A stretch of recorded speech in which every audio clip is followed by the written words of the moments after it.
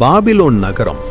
ராஜா நேபுகாத்நேசர் பெரிய தங்க சிலையை நிறுத்தினார். இந்த சிலைக்கு எல்லாரும் வணங்கணும் என்று ராஜாவின் கட்டளை முழங்கியது.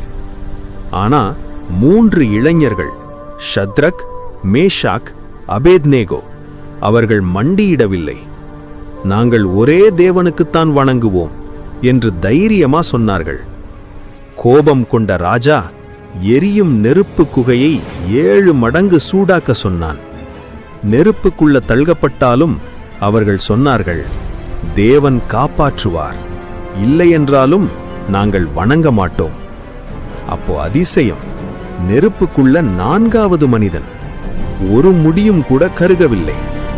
அதிர்ந்த ராஜா சொன்னான், உங்கள் தேவன் உண்மையான தேவன். நம்பிக்கை இருந்தா நெருப்பும் உன்னை தொடாது. Download ShareChat.